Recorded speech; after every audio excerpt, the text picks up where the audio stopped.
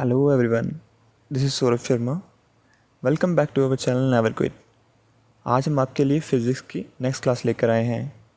हमने last class में पढ़ा था मोशन और लॉज ऑफ मोशन के बारे में, और आज हम मोशन से रिलेटेड कुछ इंपॉर्टेंट टर्म्स के बारे में पढ़ेंगे जिसका आपको पता होना ज़रूरी है.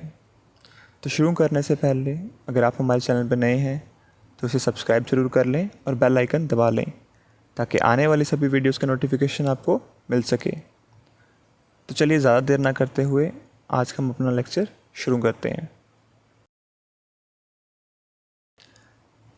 सबसे पहले हम पढ़ेंगे डिस्टेंस और डिस्प्लेसमेंट के बारे में. ठीक है, तो डिस्टेंस क्या होता है? The distance travelled bye a body is the actual length of the path covered by a moving body irrespective of the direction in which body travels. तो डिस्टेंस ट्रैवल, किसी भी बॉडी का ने कितना डिस्टेंस ट्रैवल किया है ये हमें कैसे पता चलता है कि एक्चुअल में उसने कितना लेंथ जो है उस पाथ की कितनी कवर की है. ठीक है, उस मूविंग बॉडी ने जिस पाथ पे वो चल रहा है उसने कितने पाथ को कवर किया है. ठीक है, उसकी जो लेंथ होती है उसको हम डिस्टेंस बोलते हैं, चाहे वो किसी भी डायरेक्शन में ट्रैवल कर रहा हो. ठीक है, तो टोटल लेंथ किसी मूविंग बॉडी ने जितनी कवर की होगी उस लेंथ को हम डिस्टेंस कहते हैं. ठीक है, तो डिस्टेंस क्या है? एक स्केलर क्वांटिटी है. स्केलर और वेक्टर क्वांटिटी के बारे में हमने लास्ट क्लास में पढ़ा था, तो जिसने वो क्लास नहीं देखी है वो क्लास देख ले और उसका लिंक आपको इस वीडियो के डिस्क्रिप्शन बॉक्स में मिल जाएगा. ठीक है, तो नेक्स्ट है डिस्प्लेसमेंट. डिस्प्लेसमेंट क्या होता है? When a body moves from one position to another, the shortest distance between the initial position and final position of the body along with the direction is known as its displacement. जब एक body move करती है एक position से दूसरी position में, यानी कि इनिशियल पोजीशन से फाइनल पोजीशन में जाने के लिए जो सबसे शॉर्टेस्ट डिस्टेंस होगा एक स्ट्रेट लाइन में डायरेक्शन के साथ, उसको डिस्प्लेसमेंट बोलते हैं. ठीक है, तो डिस्प्लेसमेंट क्या है? एक वेक्टर क्वांटिटी है. ठीक है, वेक्टर क्वांटिटी मतलब इसमें मैग्नीट्यूड का हमें पता होगा कि कितने किलोमीटर उसने, कितने मीटर उसने चला है. ठीक है, साथ में हमें डायरेक्शन का भी पता होगा कि किस डायरेक्शन में उसने मूव किया है. और डिस्टेंस एक स्केलर क्वांटिटी है, मतलब इसमें सिर्फ हमें ये पता होगा कि उसने कितने मीटर, ठीक है, या कितने किलोमीटर, यानी कि कितनी लेंथ कवर की है, बट हमें यह नहीं पता होगा कि वो किस डायरेक्शन में मूव कर रहा है. इसको ज़्यादा समझने के लिए हम एक एग्जाम्पल लेके चलते हैं. ये आपको ट्रायंगल नज़र आ रहा होगा. ठीक है, तो यहाँ पर सबसे पहले ए पोजीशन से किसी ने चलना शुरू किया. ठीक है, वो ए से बी पोजीशन तक गया, 5 किलोमीटर उसने ट्रैवल किया. उसके बाद बी से सी उसने 3 किलोमीटर ट्रैवल किया और अपने फाइनल डेस्टिनेशन पे पहुंचा. तो उसने कितना लेंथ कवर किया? ए से बी उसने कवर किया 5 किलोमीटर, बी से सी उसने किया 3 किलोमीटर. तो टोटल लेंथ उसने कितनी कवर की ए से सी पोजीशन पे जाने में? तो 5 + 3 = 8, यानी कि 8 किलोमीटर उसने लेंथ कवर की ए से सी तक जाने में. ठीक है, तो इसको हम डिस्टेंस कहते हैं जितना उसने टोटल लेंथ कवर की है. ठीक है, तो अब डिस्प्लेसमेंट क्या होगा? ये जो 4 किलोमीटर आपको नज़र आ रहा है ए से सी तक जाने का, ये क्या है? शॉर्टेस्ट लेंथ है जिससे हम इनिशियल पोजीशन से फाइनल पोजीशन तक पहुंच सकते हैं. तो ये जो 4 किलोमीटर है ये क्या होगा? ये आपका डिस्प्लेसमेंट होगा. ठीक है, और साथ ही हमें इसमें डायरेक्शन का भी पता होगा कि किस डायरेक्शन में बॉडी जो है मूव कर रही है. ठीक है, अब एक important point, distance travelled bye a moving body can not be zero but the final displacement of a moving body can be zero. ठीक है, एक बार याद रखना, कोई मूविंग बॉडी जो डिस्टेंस ट्रैवल करती है वो कभी भी ज़ीरो नहीं हो सकता, पर जो फाइनल डिस्प्लेसमेंट है किसी भी मूविंग बॉडी का वो ज़ीरो हो सकता है. इसको समझने के लिए हम एक एग्जाम्पल लेते हैं. मान लीजिए कि एक मूविंग बॉडी ने ए पोजीशन से चलना शुरू किया और वो एक सर्कुलर पाथ में चल रहा है. उसने ए से चलना शुरू किया, सर्कुलर पाथ कवर करते करते वो वापस ए पोजीशन पे आ गया, ठीक है। हालांकि उसने डिस्टेंस तो कवर किया है, बट अगर आप डिस्प्लेसमेंट की बात करें तो डिस्प्लेसमेंट यहाँ पे 0 होगा, क्योंकि there is no difference between initial and final position. जब आपकी इनिशियल पोजीशन और फाइनल पोजीशन सेम हो जाए तो यानी कि इनिशियल पोजीशन और फाइनल पोजीशन में कोई डिफरेंस ना रहा, तो ऐसे केस में वो डिस्प्लेसमेंट क्या हो जाएगा, 0। सो नेक्स्ट देखते हैं। नेक्स्ट है स्पीड। स्पीड क्या होती है? Speed of a body is the distance travelled bye it per unit time. Speed क्या होती है कि एक मूविंग बॉडी ने कितना डिस्टेंस ट्रैवल किया एक यूनिट टाइम में, ठीक है। तो स्पीड का फॉर्मूला क्या होगा, डिस्टेंस डिवाइडेड बाय टाइम, ठीक है। तो ऐसा यूनिट क्या स्पीड का, मीटर पर सेकेंड, या जिसे रिप्रेजेंट करते हैं ms⁻⁻1 या m/s। इसका मतलब होता है मीटर पर सेकेंड, ठीक है। तो हम एग्जांपल ले लेते हैं। मान लीजिए कि किसी मूविंग बॉडी ने 5 मीटर का डिस्टेंस कवर किया है 1 सेकेंड में, तो हम क्या बोलेंगे कि उसकी कितनी स्पीड है, तो उसकी स्पीड है 5 मीटर पर सेकेंड। जब भी बात यूनिट टाइम की होती है, यूनिट टाइम का मतलब होता है 1 सेकेंड, 1 मिनट या 1 आवर, ठीक है। लेकिन अगर आप बोला जाए कि टाइम का ऐसा यूनिट क्या है, तो टाइम का ऐसा यूनिट है सेकेंड। ऐसा यूनिट्स के बारे में हमने अपनी फर्स्ट क्लास में पढ़ा था, तो जिसने वो क्लास नहीं देखी है वो भी वो क्लास देख ले, और उसका लिंक भी आपको इस वीडियो के डिस्क्रिप्शन बॉक्स में मिल जाएगा, या हमारे अब चैनल पे जाके जनरल साइंस की प्लेलिस्ट देख सकते हैं। अब स्पीड का जो ऐसा यूनिट है वो मीटर पर सेकंड कैसे हुआ? देखो, डिस्टेंस जो होता है या डिस्प्लेसमेंट, ये एक्चुअली होती क्या है, ये लेंथ होती है।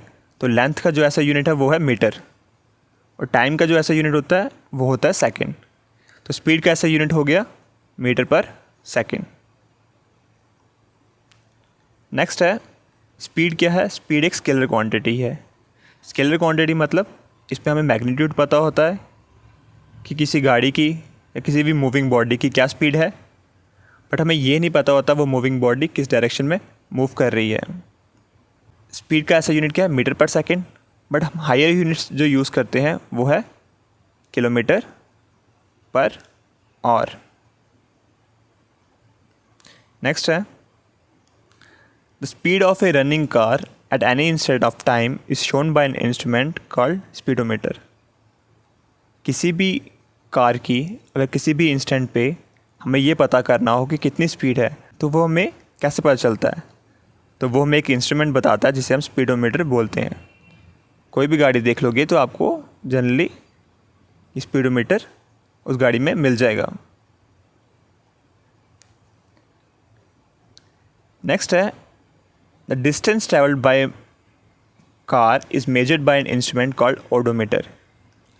एक गाड़ी ने कितना डिस्टेंस ट्रैवल किया है, ठीक है, कितना उसने लेंथ कवर किया है, वो हमें कैसे पता चलेगा? वो हमें एक इंस्ट्रूमेंट से पता चलता है जिसे हम ओडोमीटर बोलते हैं। वो अब यहाँ पिक्चर में देख सकते हैं, ये जो इंस्ट्रूमेंट बता रहा है कि इसने कितनी लेंथ कवर की है, कितना डिस्टेंस कवर किया है, उसे ओडोमीटर बोलते हैं।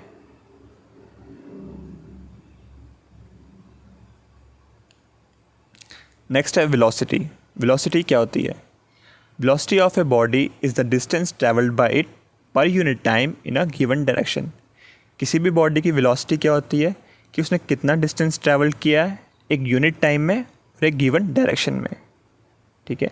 तो जब डिस्टेंस ट्रैवल होगा किसी भी मूविंग बॉडी के द्वारा एक गिवन डायरेक्शन में, ठीक है, जब हमें डिस्टेंस का भी पता है और हमें डायरेक्शन का भी पता है, तो उसे हम क्या बोलते हैं? तो उसे हम डिस्प्लेसमेंट बोलते हैं। तो इसीलिए हम वेलोसिटी को इस तरह से भी डिफ़ाइन कर सकते हैं that velocity may be defined as a rate of change of displacement, ठीक है। डिस्प्लेसमेंट का टाइम के साथ चेंज होना उसको वेलोसिटी कहते हैं। हमेशा याद रखना, जब भी रेट आएगा रेट ऑफ चेंज आएगा, तो वो टर्म जो है हमेशा डिवाइडेड बाय टाइम होगी। तो वेलोसिटी का क्या फार्मूला हो, velocity is equal to displacement by time. ठीक है, तो डिस्प्लेसमेंट का ऐसा यूनिट क्या होता है, मीटर। टाइम का ऐसा यूनिट क्या होता है, सेकेंड। इसलिए वेलोसिटी का ऐसा यूनिट भी मीटर पर सेकेंड होता है। और वेलोसिटी क्या है, एक वेक्टर क्वांटिटी है। इसको आप ऐसे याद रख सकते हैं कि देखो डिस्प्लेसमेंट भी एक वेक्टर क्वांटिटी है और वेलोसिटी जो है वो डिस्प्लेसमेंट पे डिपेंड करती है। तो वेलोसिटी भी क्या हुई, वेलोसिटी भी एक वेक्टर क्वांटिटी हुई।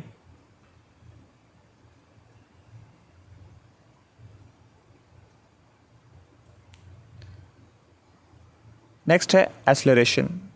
एक्सेलरेशन क्या होती है, acceleration of a body is defined as the rate of change of its velocity with time.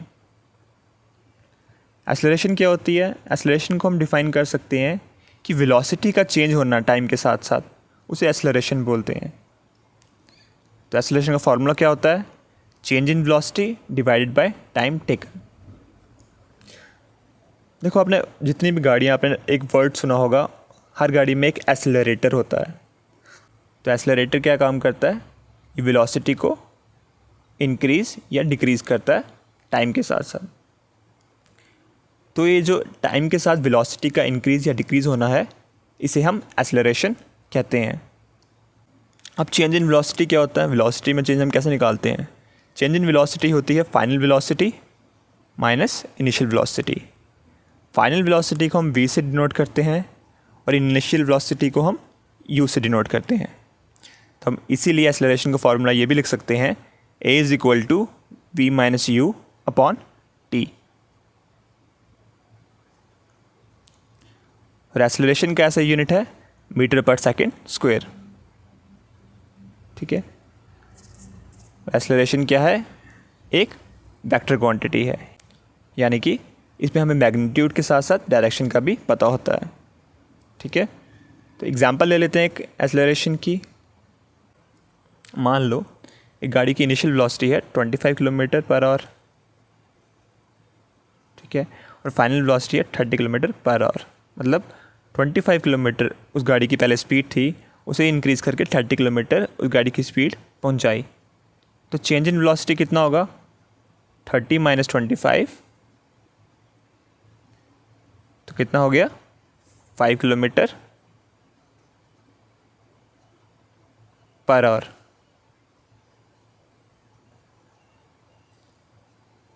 मान लो ऐसा कर दें, मैं उसे एक और लगा, तो एक्सेलरेशन क्या होगी, चेंज इन वेलोसिटी हो गया हमारा 5, ऐसा करने में उसे एक और लगा, तो एक्सेलरेशन क्या हो गई 5 किलोमीटर पर आवर स्क्वायर। ठीक है, नेक्स्ट है negative acceleration is known as retardation और डिसलरेशन। ठीक है, देखो एक्सेलरेशन जो है वो पॉजिटिव भी हो सकती है और नेगेटिव भी हो सकती है। पॉजिटिव एक्सेलरेशन कब होगी, जब हमारी फाइनल वेलोसिटी जो है वो इनिशियल वेलोसिटी से ज़्यादा होगी, यानी कि हमारी वेलोसिटी जो है वो जब इंक्रीज़ कर रही होगी। और एक्सेलरेशन जो है वो नेगेटिव कब होती है, जब हमारी इनिशियल वेलोसिटी जो है वो फाइनल वेलोसिटी से ज़्यादा होती है, यानी कि उसकी वेलोसिटी क्या हो रही होगी, डिक्रीज़ हो रही होगी। मान लो एक स्टेशन से ट्रेन ने चलना शुरू किया, तो इनिशियल वेलोसिटी उसकी ज़ीरो होगी। जब उसने चलना शुरू किया तो क्या हुआ, उसकी वेलोसिटी में इंक्रीज़ आने लगा। तो जो वेलोसिटी में इंक्रीज़ आ रहा है टाइम के साथ साथ, तो इसे हम एक्सेलरेशन कहते हैं, या पॉजिटिव एक्सेलरेशन भी बोल सकते हैं। तो उसके बाद क्या होगा, वो वेलोसिटी जो है वो कांस्टेंट हो जाएगी।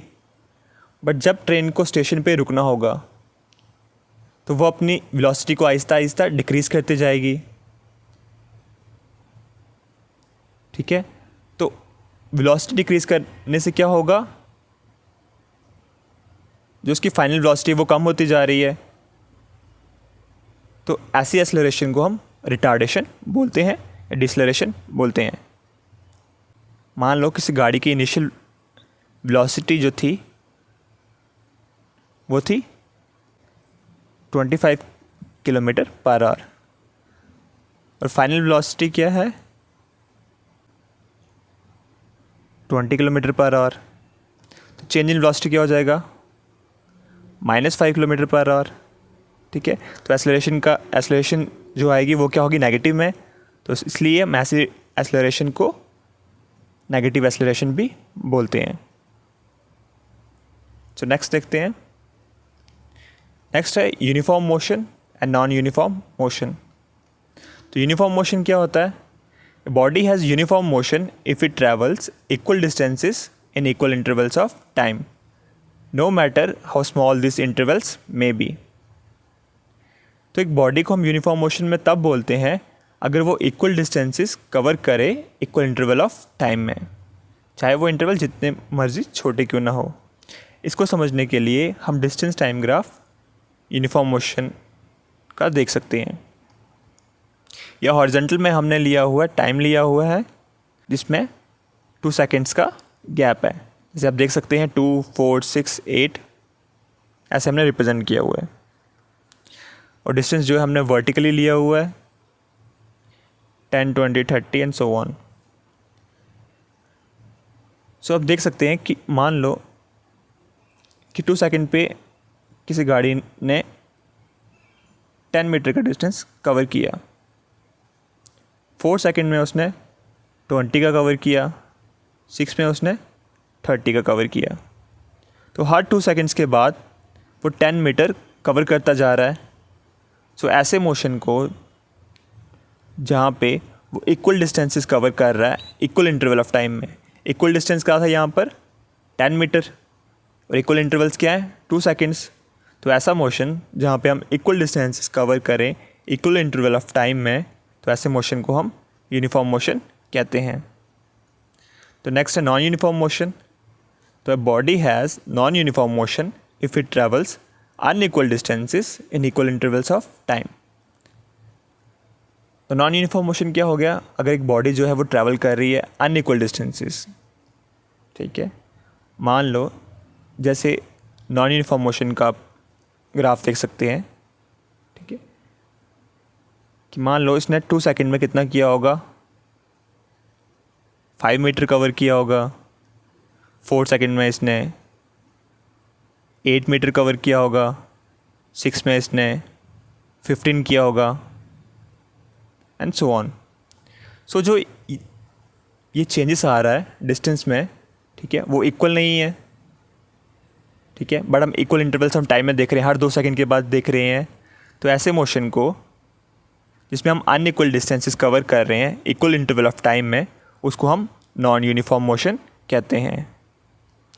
और यूनिफॉर्म मोशन का जो ग्राफ होता है वो लीनियर होता है, ठीक है, एक स्ट्रेट लाइन में, और जो नॉन यूनिफॉर्म मोशन का ग्राफ होता है वो एक कर्व की शेप में होता है।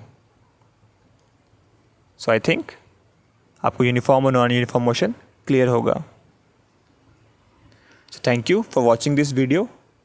आई होप आपको ये वीडियो पसंद आई होगी, और अगर आपको ये वीडियो पसंद आई है तो इसे लाइक ज़रूर करें और इसे ज़्यादा से ज़्यादा शेयर करें, ताकि हम आपके लिए इसी तरह से अच्छी वीडियोस बना सकें।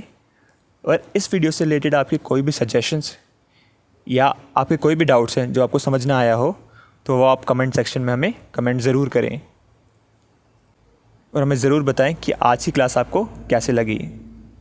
नेक्स्ट क्लास में हम पढ़ेंगे वर्क पावर एंड एनर्जी के बारे में।